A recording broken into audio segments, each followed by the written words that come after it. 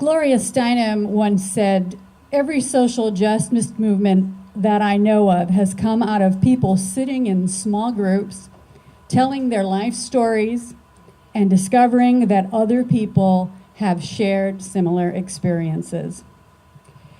But I want to say that sitting and talking is not enough, as we know. We need to take action.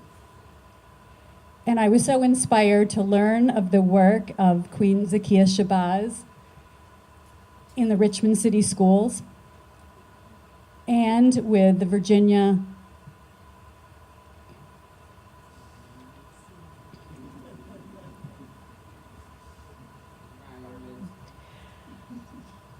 Thank you. I've just had a pause there in my brain. The Virginia Environmental Justice Committee. I can think of no better example than her work in demonstrating the value of speaking truth to power and encouraging other people to do that. Her vision and her voice are both instructive and inspiring. Please join with me in welcoming Queen Zakia Shabazz and honoring her work tonight.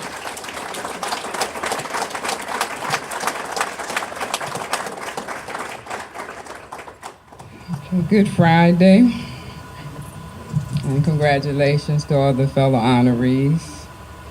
I feel like I'm in good company after hearing about Dr. Daly. Wow. Don't know if I deserve to be here. But I am woman. I am mother. I am earth. And earth is my home. I plan to say that whenever I'm asked, "So where are you from?" I have to remember to say, "I'm from earth."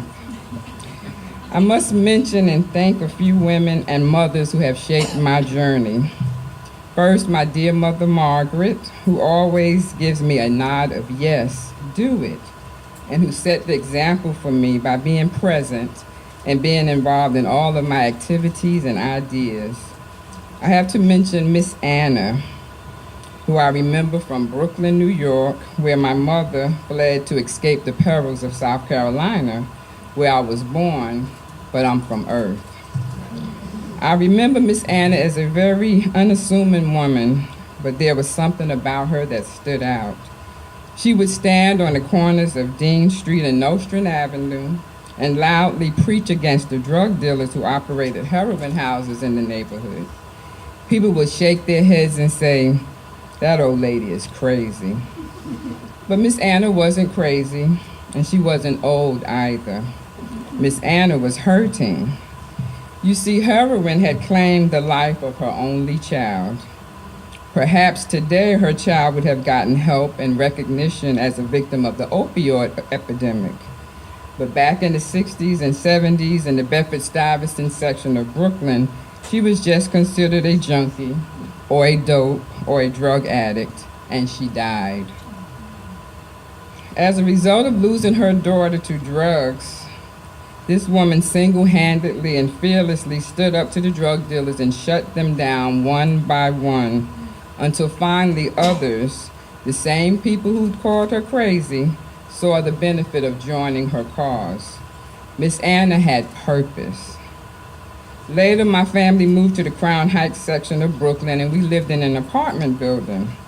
There came a time when the residents were grumbling about rent increases and decreases in services.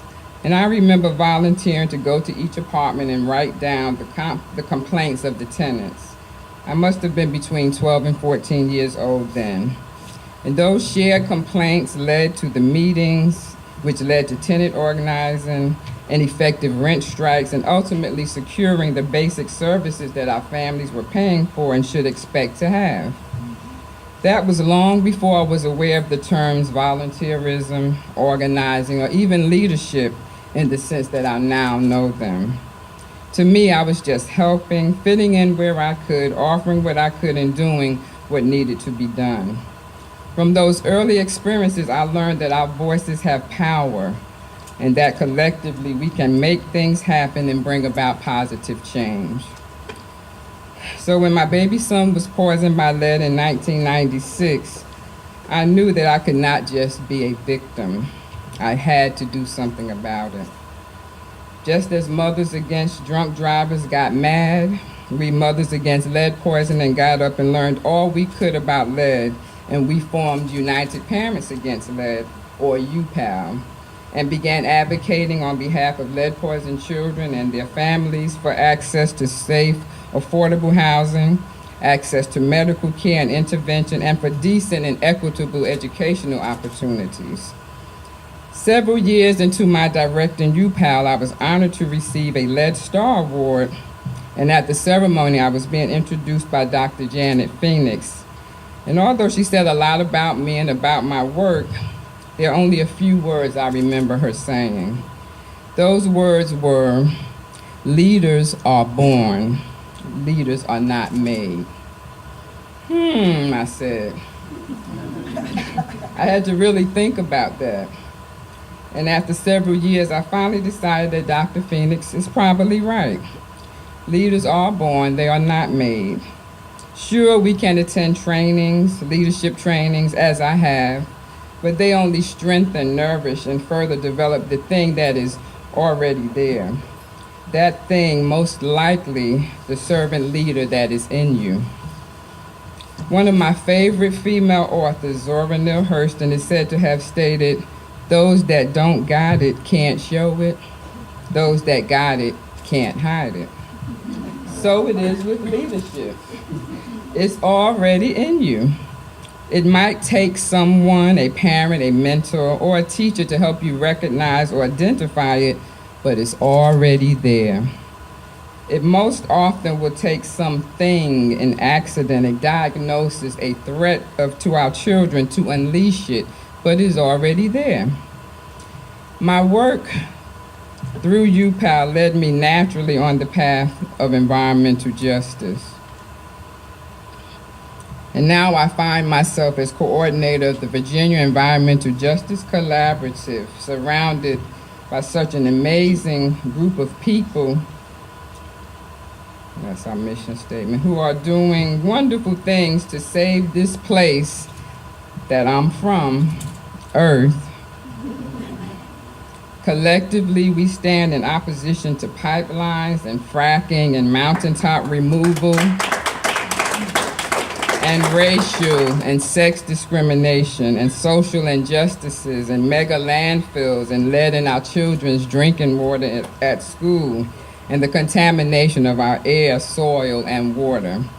Collectively, we stand for climate justice and clean, renewable energy, and collectively we formed an advisory council on environmental justice, a council that gives a platform to community residents who are under threat of environmental racism and annihilation, a council that gives recommendations to the Virginia governor based on the voices of those community residents who stand to lose so much when elected officials turn a deaf ear and refuse to exercise political will. I couldn't be more honored to work alongside the members of the collaborative, some of whom you see there, and that was during the signing when Governor McAuliffe signed Executive Order 73, and that is actually what formed the advisory council that we now have to make those recommendations to Governor Northam. So I couldn't be more honored to work alongside them. I humbly and graciously accept this award for all of us at the Virginia Environmental Justice Collaborative, for my mother Margaret, and for Miss Anna, and all those women and men on whose shoulders I stand upon. I say, Ubuntu, I am because you are. I do this work because I'm from Earth, and I don't think I'm going to live anywhere else in my lifetime. Thank you all. Peace and blessings.